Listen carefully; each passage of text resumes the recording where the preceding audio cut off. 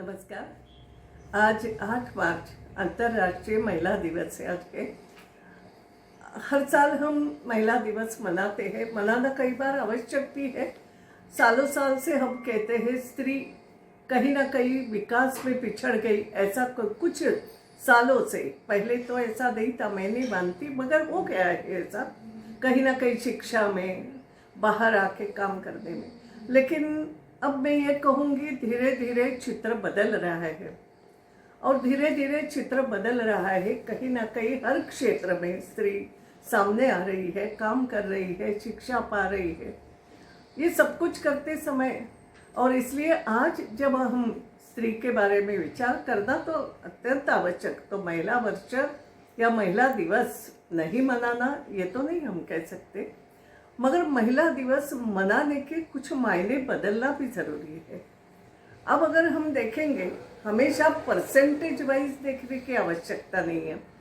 वो कोई ऐसा तो होता नहीं कि 100% महिला कामकाजी है या 100% महिलाएं शिक्षित हो गई। ऐसा तो प्रतिशत से बात नहीं बनती।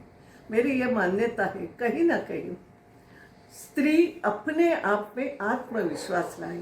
स्त्री में आत्मविश्वास भरना या आत्मविश्वास आना, या दूसरा कोई उसे कहे कि हाँ तुम ये कर सकती हो के बजाय वो स्त्री अपने आप में कहे यस आई कैन, मैं कर सकती हूँ, मुझ में है कुछ, और अपने गुणों को पहचानना सीखे। ये बात मुझे लगता है महिला दिवस जब हम मनाते हैं, इस बात को ध्यान में रख करके अब हमें उस दिशा में आगे जाना चाहिए।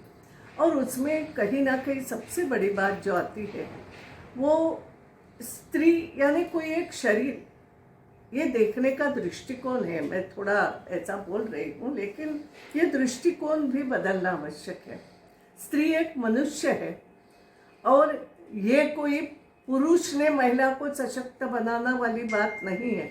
समाज का, संपूर्ण समाज का, उसमें स्त्री समाज भी उसमें विलीन है। तो मिल करके ये सोचने की बात है कि हम मिल करके एक समाज है, और इसलिए दृष्टिकोण एक मनुष्य के रूप में देखने का जो दृष्टिकोण है ये लाना बहुत आवश्यक है। आज हम देखते हैं महिलाएं, मैं तो कहूँ बहुत आगे जा रही है सब इस काम करने में, और सक्षम भी है। सक्षमता में स्त्री बुद्धि से ना कम है, ना वो आत्मविश्वास की कमी लगता ऐसा है। हमने भाव निर्माण किया, मगर उसमें अगर वो काम करने के लिए निकलती है तो उसकी भी कमी नहीं है। मगर उसे एक बात ऐसी है, मौका मिलना जिसको हम कहते हैं, आगे आने की बात है, वो मौका मिलना चाहिए। उसके लिए कुछ अलग से प्रयास करो, ऐसा भी अब मैं नहीं कहूँगी। अब एक बात ये भी सोचने की है कि सब स्त्रियों ने, जिन स्त्रियों को मौका मिला है, जिन स्त्रियों ने जीवन में कुछ किया है, अब उन्होंने भी ये सोचना है कि एक बार मैं अभी एक ऐसा कार्यक्रम में कहा था, हो भी रहा है कि empowered woman empowering the nation और एम्पावरिंग द सोसाइटी। इस प्रकार से कि जिसको कुछ मिला, जिसने कुछ किया, वो अब समाज की दृष्टि से सोचे कि मैं समाज को क्या दे सकती हूँ, मैं राष्ट्र को क्या दे सकती हूँ। ये कहीं ना कहीं भूमिका बने, ऐसा एक मेरा अपना ऐसा एक मान्य है। तो अब जब हम ये महिला दिवस मनाते हैं तो इसमें केवल उस दिन महिला को बहुत बड़ा कहा, उस दिन महिला को सम्मान किया, ये वाली बात नहीं है। महिलाओं ने भी एक दूसरे का सम्मान, महिलाओं ने अपने आप को सोचना, समझना, अपनी शक्ति को पहचानना, इस प्रकार से ये बात, ये एक मौका है। कई बार मैं देखती हूँ, ये भी बात एक ध्यान में रखने लायक है कि आज के दिन जो भी कोई वक्ता बोलता है, माफ करना, मैंने कई बार देखा कि बोलते समय एक बहुत अच्छी बात, एक ही वाक्य उनके मुंह से आता है कि यत्र नार्यस्तु पूज्यन्ते रमन्ते तत्र देवता। बात बिल्कुल सही है, और एक प्रकार से उसी के लिए नारी की पूजा।